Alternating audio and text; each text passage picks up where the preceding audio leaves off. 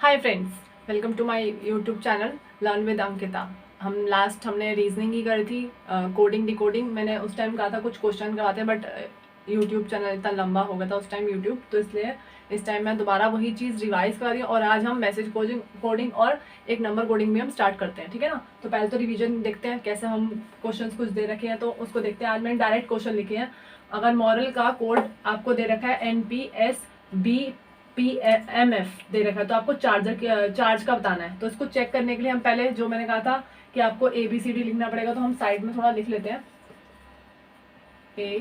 ABCDEFGHIJLMNOPQRSTUVWXYZ। और मैंने बताया भी था आपको इसी तरीके से ही लिखना है आपको, ठीक है ना। तो अब चेक करते हैं M का कोई रिलेशन है N के साथ, कि M के इमीडिएट बाद आ रहा है, ठीक है। अभी तो आपको लगेगा इमीडिएट बाद आ रहा है। आगे देखते हैं O का P से रिलेशन क्या है, वो भी इमीडिएट बाद आ रहा है। R का रिलेशन S के साथ है, इमीडिएट बाद आ रहा है। A का B के साथ इमीडिएट बाद आ रहा है। L का M के साथ इमीडिएट बाद आ रहा है। E का F के साथ इमीडिएट बाद आ रहा है। तो मतलब एक 1+1+1 चलते जा रहा है। तो हम ऐसे ही चार्ज का करेंगे। C के बाद क्या आता है D, H के बाद क्या आता है I, ठीक है ना। A के बाद B, R के बाद S, G के बाद H, E के बाद F। तो चार्ज का कोड क्या हो जाएगा, DIBSHF, ठीक है ना। तो ये तो बहुत सिंपल था, सिंपल ही आते हैं। अभी रिसेंटली जो DSSB में जो पेपर 1 था, उसमें सारा मतलब रीजनिंग का पेपर बहुत ज़्यादा इजी था। कोई इतना टफ क्वेश्चन नहीं थे, सारे नॉर्मल क्वेश्चन दे रखे थे, तो बहुत चुटकियों में हो सकते हैं, ठीक है ना। तो इतना टफ नहीं था उसमें, कोडिंग डिकोडिंग भी, ठीक है। अब रेडियो को देखते हैं। आर का बी कोई रिलेशन है आर का बी के साथ, देख लेते हैं। आर यहाँ पर और बी बहुत दूर, तो दूर दूर तक कोई रिलेशन नहीं है। तो हम देखते हैं किसी और के साथ आर का रिलेशन हो सकता है। आर का अगर एस के साथ रिलेशन करे तो हाँ इमीडिएट बाद आ रहा है। तो अगर मैं मान लूँ आर का एस के साथ है, ठीक है, इमीडिएट बाद, तो ए का इमीडिएट बी के साथ आ रहा है और बी है बट वो क्रॉस में आ रहा है, तो कोई प्रॉब्लम नहीं है, ले लेते हैं। अब डी का पी जे के साथ तो है नहीं, डी का ई के साथ आ रहा है और हाँ तुरंत बाद है अभी ई, तो डी का ई के साथ आ रहा है, स्ट्रेट आ रहा है, कोई प्रॉब्लम नहीं है। देखते हैं आगे है आई का जे के साथ इमीडिएटली, तो मतलब यहाँ पर क्रॉस आ रहा है बट बीच में जो है वो क्या आ रहा है, स्ट्रेट आ रहा है। आई ओ का किसके साथ आ रहा है, ओ का है पी के साथ, हाँ मतलब हमने सेट क्या करा है, सही। ऐसे ही आपको पकड़ना है। ये कब होगा, अब मेरे को पता चल रहा है क्योंकि प्रैक्टिस से ही आता है। आप जब करोगे तो आप प्रैक्टिस पेपर जितनी बार करोगे, या आप एक बुक ले लो, तो आप पहले कोडिंग डिकोडिंग अगर कर रहे हो तो उसका एक प्रैक्टिस सेट आप लगा रहे हो, सिर्फ कोडिंग डिकोडिंग का ही करो, क्योंकि आप सारे पेपर्स का करोगे जो बेसिक आप स्टार्टिंग से नहीं जानते। जो बच्चे बिल्कुल न्यू हैं इस चीज़ में, तो उनके लिए मुश्किल होगा कि इकट्ठे पेपर करना मुश्किल होगा। स्टार्टिंग में तो लगेगा अरे ये ईजी है, रीजनिंग तो बहुत ईजी है। हाँ ईजी होती है बट मानती हूँ, बट टाइम कंज्यूम जो उसमें लगता है ना, टाइम इतना, वो आपको टाइम बचत आपको करना पड़ेगा, क्योंकि पेपर टाइमिंग के अकॉर्डिंग होता है। आपको 1 मिनट में 1 मिनट में एक क्वेश्चन भी करना हो सकता है, और पॉसिबल है कि अगर क्वेश्चन ज़्यादा है तो आपको विदिन 60 सेकेंड्स मिलते हैं, इतना टाइम कम मिलता है। तो इसलिए आपको ध्यान रखना है उस चीज़ का। 40 सेकेंड्स के अंदर आपको एक क्वेश्चन करना है। टाइम बहुत लिमिट कम होती है कॉम्पिटेटिव एग्जाम में, 1 आवर के अंदर आपको एटलीस्ट 100 क्वेश्चन करने होते हैं। तो आप खुद लगा सकते हो कि आपके पास 60 मिनट्स है और आपके 100 क्वेश्चन, तो आप कैसे उसको करोगे, ठीक है ना। तो अब देखते हैं वर्ल्ड का। तो वर्ल्ड का क्रॉस में अगर हम लाएँ तो क्या आएगा, एक्स, ओ का पी, आर का एस, एल का यहाँ आएगा एम, डी का यहाँ आएगा ई, ठीक है। तो ये हो गया हमारा कोड इसका। अब नेक्स्ट देखते हैं, रिचर्ड दे रखा है। रिचर्ड का कोड में आर का देखो इमीडिएट बाद डब्ल्यू है, कहीं रिलेशन आर का बहुत दूर है डब्ल्यू का, और कितने लेटर्स है, 1 2 3 4 5 जंप मारने पड़ेंगे। तो आई का एक्स के साथ ऐसा कुछ है कि 5 जंप मारने पड़े, 1 2 3 4 5 6 7 8 9 10 11 12 13 14 जंप मारने पड़ेंगे। तो ये तो बहुत ज़्यादा लॉन्ग हो जाएगा, ठीक है। तो कोई और ऐसा सॉर्ट देखे आपको, ठीक है, देख लेते हैं। आई एक्स सी आर कुछ नहीं दिख रहा, जब हमें डायरेक्टली कुछ नहीं दिख रहा कि सब में जंप मारना है, किसी में 5 मार रहे हैं, किसी में 14 का मार रहे हैं, और सी का आर के साथ देखें तो अप्रॉक्स बहुत ज़्यादा ही दिख रहा है, तो इतना अलग अलग आ रहे हैं। तो हम क्या करेंगे, मैंने एक चीज़ कहा था, मैं उल्टा क्यों लिखूंगी, ये ऐसे क्यों लिखा है मैंने, एबीसीडी पूरा ऐसे यूँ लिखकर एम यहीं तक लिखा है, फिर एन यहाँ से स्टार्ट करा है। रीज़न बिहाइंड दैट कि अगर कभी ऑपोजिट में भी आता है कि ए का जेड डी कोड करो, तो ऐसे ही आपको यहाँ पर ऐसा हो सकता है कि देखो अगर आर का ऑपोजिट क्या है, आर का ऑपोजिट आई है। अब आई मेरे पास 2 है बट आर भी तो 2 है, ठीक है। तो आर का अगर मैं ऑपोजिट आई लगा लूँ एक बार को, अभी लास्ट में लगा रही हूँ क्योंकि आर का भी आई ऑपोजिट लगाया, देखते हैं डी का ऐसे ऑपोजिट है कुछ। देखो ऑब्वियस बात है डी का डब्ल्यू आर है, और वो भी मतलब दोनों के एंड से मिल रहे हैं, ठीक है ना। आई का देखते हैं, तो आई का ऑपोजिट अभी देखा हमने आर है, और ऑब्वियस बात है देखो आर यहाँ पर मुझे मिल गया। जैसे यहाँ ले रही हूँ ना, सिमिलरली आपको यहाँ पर भी ऐसी ऑपोजिट लेना है। डब्ल्यू का ऑपोजिट जैसे अभी आपने लिया डी है, तो यहाँ डी सेट बिठाना। एस का ऑपोजिट यहाँ क्या है, एस का ऑपोजिट एच है, तो आपको एस बिठाना है। फिर हम देखते हैं सी का ऑपोजिट क्या है, सी का ऑपोजिट एक्स है, तो ये रहा, ठीक है। एच का ऑपोजिट क्या है, एस है, तो एच का ऑपोजिट बिल्कुल स्ट्रेट आ रहा है एस। ए का ऑपोजिट जेड है, और आर का ऑपोजिट आई है, तो बैठ गया सेट। ऐसे आपको यहाँ पर देना है। डब्ल्यू का डी लिख चुकी हूँ मैं, एस का एच लिख चुकी हूँ, तो आई का ऑपोजिट हमें यहाँ पर कहाँ बिठाना है, यहाँ पर बिठाना है। और सी का यहाँ, आई का ऑपोजिट क्या है मेरे पास, आर है, ठीक है, और सी का ऑपोजिट एक्स है।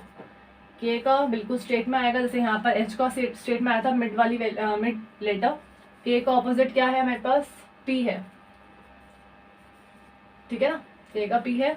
ई का ऑपोजिट वी है, और टी का ऑपोजिट जी है, तो मेरे पास कोडिंग आ गई H X R P G V D. आपके पास ऑप्शन होंगे, आप अगर आपको लगे कि ऑप्शन में, मैंने पहले भी कहा था ये बात कि अगर ऑप्शन 4 होते हैं, अगर आपको स्टार्टिंग का ही सेम सिमिलैरिटी बिल्कुल आपको मिल जाती है एग्जैक्ट, और बाकी सब अलग होते हैं, तो आपको पूरा करने की जरूरत ही नहीं है। टाइम बचाने के लिए आपको स्टार्टिंग में ही उसमें ऑप्शन में टिक करना बेटर है, क्योंकि आप पूरा करके देखो एक्साइटमेंट में कि नहीं मैं तो पूरा करूंगा, तो वो टाइम वेस्ट करने की बात है। तो आप अभी तो आप फर्स्ट जब भी आप टाइम अटेम्प्ट करें, तब तो आप सिर्फ पेपर देखने ही जाएं कि कैसा आता है पेपर, ठीक है ना, और कितना ब्रीफली और मैं कितना टाइम ले रहा हूँ। But in the second term आपको टाइम में मिलेगा कि आप पेपर देख चुके एक बार, तो आपको पता चल नॉलेज हो जाएगा कि क्या क्या चीज़ आती है, कैसे कैसे पेपर आता है, और कितने टाइम में आपने कितना अटेम्प्ट करा है। क्योंकि नेगेटिव मार्किंग मोस्टली पेपरों में होती है, बहुत कम पेपरों में ऐसा होता है जिसमें नेगेटिव मार्किंग ना हो, ठीक है। तो कुछ और क्वेश्चन हम करके देख लेते हैं। तो हम और क्वेश्चन देखते हैं इसके, अभी लेटर कोडिंग ये देखते हैं, अब इसके बाद हम नंबर कोडिंग का देखेंगे, ठीक है ना। तो इसमें क्या है देखते हैं। अब आप सोचोगे डी का डी है, तो ऐसा ए का ए भी होना चाहिए, ठीक है, एन का फिर वो है, तो फिर यहाँ पर यही चीज़ ध्यान रखनी है कि डी का डी नहीं है, क्योंकि और किसी लेटर का सेम होता तो हम एक बार को सोच के चलते भी, जैसे ई का ई सेम हो गया, बट बाकी सबका क्या होगा फिर, ठीक है। तो हम दूसरी चीज़ देखते हैं कि अगर डी का और जिसका भी पहले जो पास है उसको देख लेते हैं, जी का रिलेशन कितना दूर है, डी का ई एफ मतलब थर्ड आप कह सकते हो नंबर वही है, ठीक है। तो डी का क्या होगा, जी, और ए का सिमिलर यही चीज़ है, ए का डी कितना थर्ड है, तो हाँ ए का भी +3 है, तो मतलब क्या हो रहा है यहाँ पर +3 दोनों में हुआ है। एन का ई के साथ +3 हो रहा है, एन का ई के साथ तो बहुत दूर है, एन का ई के साथ नहीं हो रहा। तो और बाकी चारों में से एन का किसी के साथ हो रहा है, देखते हैं। एन का पी के साथ +2 आ रहा है, ठीक है, एन का पी के साथ। तो हम देखते हैं अगर एन का पी के साथ बनेगा +2 हो रहा है, तो एक बार देख लेते हैं। अगर +2 हो रहा है तो क्या सी और ई का रिलेशन भी ऐसा ही है +2 का, हाँ +2 का ही है, तो मतलब यहाँ पर पहले +3 होता +2। अब बाकी बचा ई का एफ के साथ, देखो इमीडिएट है मतलब वो +1 ही है, तो +1 आर और एस में भी +1 है, तो पहले +3 हुआ +2 एंड देन +1। तो ऐसे हम पब्लिक का भी लिखेंगे, पी के बाद 3 काउंट करेंगे 1 2 3, तो क्या होगा एस, तो यहाँ लिखा एस। यू का भी 1 2 3 एक्स, बी का +2, बी के बाद डी, एल का +2 M then N, and I का इमीडिएट जे +1, सी का डी। तो मेरे को मेरा कोड मिल गया पब्लिक का, ठीक है, X X S N D D J, ठीक है ना। देन अब आपके पास नेक्स्ट है स्टूडियो में देखते हैं एस का टी, हो सकता है एस का टी इमीडिएटली एस के बाद टी आता है, तो देख लेते हैं। अगर मैं इसको +1 लेके चलूँ तो टी के बाद वी, टी के बाद वी जो है +2 हो गया, कोई नहीं लेके चलते, कोई प्रॉब्लम नहीं है। मैंने यहाँ काउंटिंग लिया तो यहाँ पर भी हो सकती है। यू के बाद क्या आ रहा है एक्स 1 2 3, तो यहाँ +3 आ रहा है, तो देखते हैं +3, ठीक है ना। और तो कोई अगर रिलेशन दिख रहा होता, अगर आपको कोई और दिख रहा है तो बेटर है, कोई आप कोई भी चूज कर सकते हो। अगर एस का वी के साथ आपको लगता है तो एस का वी का 1 2 3 की इसको हम ले लेते हैं। फिर आपको टी को टी की देखना है, वो आपको देखना है कि आपको आगे भी वो सेम चीज़ मिलनी चाहिए, उस चीज़ में ऑप्शन में भी मिलना चाहिए अगर आप इसको कोड करोगे तो अब भी, ठीक है। तो अगर आप टी का एक्स के साथ करते हैं तो टी का एक्स के साथ 1 2 3 4 देन 4 हो जाता, और यू का अगर मैं इसके साथ करती टी के साथ तो यू का टी पीछे जाता, ठीक है ना। तो मैंने अभी तो काउंटिंग लिया 1 + 2 + 3, जब आप प्रैक्टिस करोगे आपको ऐसे ही आपको मिलते रहेंगे। अब आप डी का देखो एच के साथ कितना है, डी का एच के साथ 1 2 3 4, तो ये 4 आ रहा है, तो कोई प्रॉब्लम नहीं है, अभी काउंटिंग ही चल रही है 1 2 3 4। आई का एन के साथ देखते हैं, आई का एन के साथ 1 2 3 4 5, तो मतलब क्या हो रहा है, ये सही चल रही है, काउंटिंग ही तो चल रही है अभी। ओ का यू के साथ तो मतलब 6 आना चाहिए, अगर नहीं 6 आया तो मतलब ये पूरा पैटर्न गलत हो जाएगा। 1 2 3 4 5 6, बाकी 6 आ रहा है, तो मतलब हमने जो सोचा है वो सही सोचा है, ठीक है ना। और ऐसे ही हम बंगाल का लिखेंगे। बी के बाद इमीडिएट सी आता है +1, ई के बाद +2 में क्या आएगा एफ और देन जी, एन के बाद किसका +3 1 2 3 क्यू आएगा, जी के बाद +4, जी के बाद +4 1 2 3 4 के, ए के बाद +5 1 2 3 4 5, एफ, एल के बाद +6 1 2 3 4 5 6 आर। तो मेरे पास कोड मिल गया CGQFKFR, ठीक है ना। तो सिंपल था। अब इसमें देखते हैं, थोड़ा लगता है जितना क्वेश्चन आगे बढ़ोगे उतना क्वेश्चन आपको थोड़े ट्रिकी मिलेंगे। अब इनवाइटेड का देखते हैं, आई का एल के साथ कोई रिलेशन है तो क्योंकि पास में ही आई एल के, तो कितना पास है 1 2 3, तो मतलब मेरे हिसाब से +3 अभी मुझे मिल रहा है, मैं सिर्फ लिख रही हूँ। एन का पी के हर कोई रिलेशन है, वो भी पास में है, बट कितना पास है +2 के हिसाब से पास है। तो आप देख सकते हो पहले +3 था, अब +2 हो गया, ठीक है। पहले यहाँ पर देखो हमने इंक्रीज में करा, अब यहाँ डिक्रीज हो रहा है, तो कोई प्रॉब्लम नहीं है। देखते हैं वी का डब्ल्यू के साथ तो इमीडिएट आता है, तो वो भी रिलेशन है वी का डब्ल्यू के साथ +1। आई का देख लो आई के साथ आ रहा है, तो मतलब ये क्या कह सकते हैं हम 0 है। तो ये आपको दिख रहा है ascending order, sorry descending order चल रहा है, पहले बड़ा फिर छोटा फिर छोटा फिर उससे छोटा। देन अब देखते हैं ये क्या है, छोटा ही है या बड़ा आ रहा है, टी के बाद एस, तो ये देखो सच्ची में छोटा ही आ रहा है क्योंकि हम डिसेंडिंग में चल रहे हैं। पहले बड़ा आया फिर छोटा फिर छोटा फिर छोटा फिर छोटा, नेगेटिव वाला स्टार्ट हो गया, मतलब छोटा स्टार्ट हो गया -1। फिर ई का सी के साथ तो मतलब कितने पीछे जा रहे हैं 2 पीछे जा रहे हैं, तो -2। डी का ए -3, तो हमने ये तरीका बनाया, तो हम यही सेम चीज़ इसमें भी यूज़ करेंगे। एल का क्या होगा, एल का कितना बोला +3 1 2 3, ओ ई का +2, जी टी का यू क्योंकि 1 है, और ये वाले टी का टी ही रहेगा क्योंकि 0 है। ई का अब पीछे जाना है बैक, तो -1 जाना ना, ई का क्या आएगा डी, आर का -2 जाना मतलब 2 पीछे जाना है तो पी, एस का 2 पीछे जाना है तो क्यू। तो मेरे पास कोड मिल गया OGUTDPQ, ठीक है ना। तो यहाँ हमारी मेरे हिसाब से लेटर कोडिंग खत्म होती है, क्योंकि मैंने इनफ क्वेश्चन इतने करा दिए हर एक पैटर्न का कि आप अब प्रैक्टिस कर सकते हो, ठीक है ना। एट अ टाइम जब मुझे लगेगा कि हाँ काफ़ी क्वेश्चन पोर्शन हमने खत्म कर लिया इसका रीजनिंग का, तो मैं कोई ना कोई पेपर जो होते रहेंगे, जैसे अभी रिसेंटली DSSB के हुए हैं, बट मैंने इमीडिएटली नहीं उठाया बिकॉज हमने अभी स्टार्ट ही करी है रीजनिंग। बट कोई नहीं, जब तक आप प्रिपरेशन करते हो, और आज 12th का रिजल्ट आ चुका है, आप देख चुके हो सब जितना बच्चे हैं, और मैंने स्पेशली 12th के लिए बनाया कि उनको बेसिक से समझ आए, ठीक है ना। तो अगर कोई भी कॉम्पिटिटिव एग्जाम आप दे रहे हैं तो प्लीज़ वीडियो को देखिए ज़रूर, कि आपको आगे के लिए प्रैक्टिस मिलेगी, ठीक है ना। इस टाइम तो कोई बाहर खुला नहीं है, तो आप एटलीस्ट यूट्यूब पे देख सकते हो, ठीक है। अब हम लास्ट नंबर कोडिंग करते हैं, और जो नेक्स्ट क्लास में हम मैसेज कोडिंग करेंगे, ठीक है। तो हम नंबर कोडिंग स्टार्ट करते हैं। अब आपने देखा होगा मैंने ABCD में थोड़ा स्पेस दिया है, तो नंबर है तो नंबर की बात तो होगी।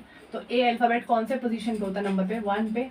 ऐसे ही B जो होता है वो किस पे होता है, 2 पे, 3 4 5 6 7 8 9 10 11 12 13 14 15 16 17 18 19 20 21 22 23 24 25 एंड 26, हमारे 26 ही लेटर होते हैं, ठीक है ना, अल्फ़ाबेट के। तो अब देखते हैं, लेट्स सी, स्टार्ट करते हैं ग्रेड से। उन्होंने ग्रेड का नंबर दे रखा है G का 7, अगर हम लेके चले तो G का 7 ही है, तो मतलब ये डायरेक्ट है क्योंकि अभी सिंपल स्टार्टिंग से कर रहा है। R का 9 है, तो आप कहोगे R का तो 9 है, बट आप 18 है तो प्लस करोगे तो क्या होगा 9, क्योंकि यहाँ 18 लिख भी सकते हैं, ऐसा नहीं कहूँगी मैं कि 18 नहीं। अगर जब आप बड़ा देखोगे नंबर, तो मतलब इस डिजिट का एक्चुअल में उसका नंबर लिखा होगा, तो ही वो डिजिट थोड़ी है। यहाँ पर 5 है, 5 लेटर है तो 5 ही नंबर है। वहाँ पर हो सकता है डिजिट ज़्यादा हो जाए, कि जिसका डबल नंबर है तो उसका डबल ही लिखा जाए, डिपेंड करता है। अभी यहाँ पर हमें समझ आ गया कि ये क्या कर रहा है, इसको प्लस करके 9 लिखा है। ई का 5 है तो ये रहा 5, ए का 1 है तो 1 ही लिखा हुआ है, ठीक है।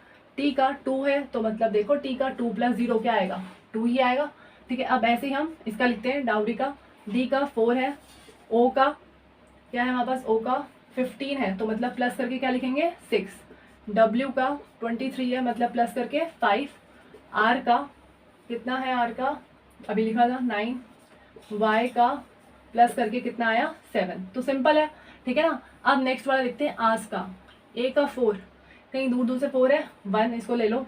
और अगर इसके ऑपोजिट वाला भी लें जेड को तो उसका प्लस करके 8 आ रहा है, और अगर माइनस करें हो सकता है माइनस करके भी आए तो 4 आएगा। तो अगर हम ऐसे सोच के चलते हैं तो एक बार मान लेते हैं कि 4 हो सकता है अगर उसका ऑपोजिट लिखें। तो एस का क्या ऐसे 5 आएगा, एस का देखते हैं, एस का कहीं ऑपोजिट उसका जा रहा हो 8, कुछ माइनस होना नहीं है, तो मतलब जो हम सोच रहे हैं वो गलत सोच रहे हैं, ये तो नहीं होगा।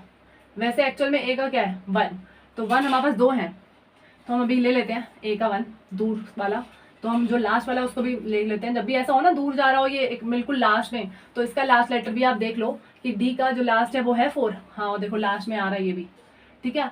अब एस का देखते हैं, एस का 19 है, अगर मैं प्लस करूँ 9 + 1 कितना हो जाएगा 10, और हम इसको क्या लिखेंगे 1, मैंने कहा ना 2 नंबर जरूरी नहीं है हो, तो एस का 1 ये रहा, ठीक है ना। ई का ऑपोजिट देखें तो 5 है, और के का 2 है तो ऑब्वियसली तो बचा यही है, और 11 है उसका तो प्लस करके क्या आ जाएगा 2। तो आपको यहाँ पर भी ऐसे लेना है, ई का जो लास्ट में आएगा वो 5, टी का जो लास्ट में आएगा 20 था तो 2, आई का यहाँ पर आई का कितना है 9, एच का 8 एंड जी का 7, ठीक है। तो मेरे पास कोड आ गया इसका, ठीक है। तो बहुत इजी है नंबर का, और नंबर आते हैं मैं ये नहीं कहूँगी, कभी अगर दोनों मिक्स करके भी आते हैं नंबर, ठीक है ना। तो ऐसा जरूरी नहीं है, मतलब ऐसे लिख सकता है कि ए का लिखा फिर लास्ट में उसने बी नहीं लिखा या डी नहीं लिखा या सी लिख दिया, ए 3 लिख दिया, फिर ऐसे ही एक छोड़ा उसने कुछ भी लिखा अल्फाबेट मान लो ई, तो ई के बाद जो 2 डिजिट छोड़ी, ई के बाद एफ छोड़ दिया, ए लिख दिया 7, तो वो कहेगा नेक्स्ट वाला लिख दो। तो आप खुद लिख सकते हो कि अब डिजिट छोड़ी है, सी के बाद उसने डी नहीं लिखा ई लिखा है तो ई के पास जी लिख दिया, जी की वैल्यू ऐसी 8 वाला छोड़ दिया एच, तो एच को छोड़कर आई लिया, आई के बाद क्या लिखा के का नंबर 2, ठीक है। तो ऐसे ही आपको नेक्स्ट आएगा, ये जब प्रैक्टिस करेंगे ना तब आपको पता भी चलता जाएगा साथ साथ, ठीक है। आप पेपर में भी देखोगे तो पता चल जाएगा। पर्सन पी का क्या आ रहा है 9, तो पी का तो 9 आ नहीं रहा, फिर क्या भाई पी का 9 तो आ नहीं रहा, 7 आ रहा है, तो और कुछ देखते हैं और भी कुछ सोचते हैं। पी का वैसे क्या है 7 आ रहा है ना हमारी तरफ से, तो 6 + 1 7 आ रहा है, तो यहाँ पर 7 है, हाँ है तो ये ना। तो ऐसे ही देखते हैं, अगर इसका 7 आ रहा है तो इसका क्रॉस, क्योंकि अभी तो हम स्टार्टिंग की 3 डिजिट ही लेते हैं हमेशा जब भी ऐसा हो, क्योंकि ये एंड में ज़्यादा तो हम फिर एंड वालों को करते हैं, बट ये यहीं पर ही रुक रहा है। तो हम देखते हैं पी का 7 आ रहा है तो आर का 9 है, हाँ है आर का 9, तो ई का तो एफ है ही, याद ही हो गया होगा ई का एफ है। एस का 1 कह रहा है तो एस का 9 + 1 10 और 1 आएगा तो 1 है। एन का 5, एन का 4 1 कितना हुआ 5 आ रहा है।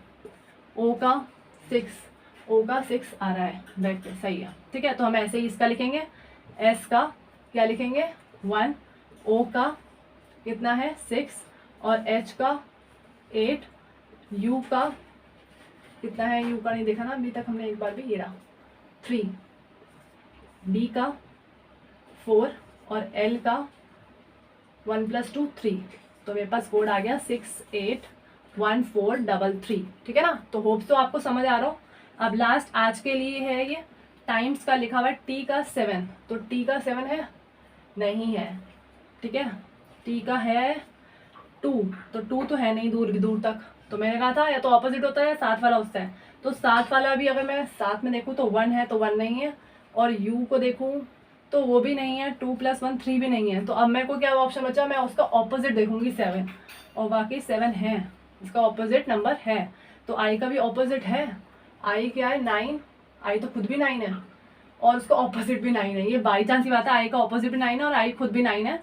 तो देखते हैं एम का ऑपोजिट 5 है, एम का ऑपोजिट ये रहा एन, तो वो 5 है, तो मतलब ये क्या दे रखे हैं इसके सबके ऑपोजिट। ई का ऑपोजिट 4, तो देखो ई का ऑपोजिट 2 + 2 4 है। एस का ऑपोजिट 8 है, एस का ऑपोजिट एच 8 है, तो मतलब ये क्या आ रहे हैं सारे ऑपोजिट। तो हम ऑपोजिट अगर लिखें आई का ऑपोजिट क्या होगा, सॉरी मैं 9 ही लिखने लगी, वैसे 9 ही है आई का ऑपोजिट, अभी हमने लिखा भी था। एन का ऑपोजिट क्या है एम, और वो कितना हुआ प्लस करके 4, 3 + 1 4। डी का ऑपोजिट क्या है 5, डी का ऑपोजिट हमारे पास डब्ल्यू है उसका 5 है। आई का ऑपोजिट वापस आप सेम लिख लो, जब सेम नंबर है तो ए का ऑपोजिट क्या हुआ 8, जो जेड है ऑपोजिट वो हो गया 8। तो मेरे पास मिल गया 94598, कोड मिल गया इंडिया का।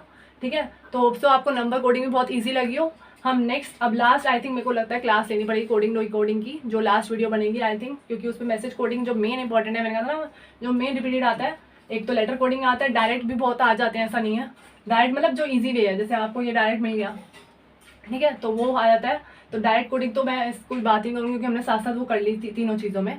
ठीक है, नंबर कोडिंग हो गया, लेटर कोडिंग हो गया, एंड लास्ट बचा मैसेज कोडिंग। तो वो भी क्वेश्चन आते हैं, जो यही तीनों आते हैं और ये सब पेपरों में आते हैं। मतलब अगर आप कोई भी बैंक का देने जाओ, कोई भी एसएससी का दो, किसी चीज़ का भी दोगे, वो रीजनिंग कहीं से बाहर से नहीं आएगी। एक बार अगर आप कर लोगे, इसके बाद यहाँ कहीं और से नहीं आएगी। आप शायद खुद पढ़ाने लग जाओ, इतना आपकी पक्की हो जाएगी रीजनिंग अच्छे से, अगर आप डेली समझोगे और प्रैक्टिस करोगे। बट विदाउट प्रैक्टिस अगर आप चाहो तो नहीं हो पाएगा। अगर आपको वीडियो पसंद आए तो प्लीज़ लाइक शेयर सब्सक्राइब करना मत भूलें, और मेरे को भी सपोर्ट करें जिससे मैं और वीडियो बना पाऊँ। ठीक है, थैंक यू।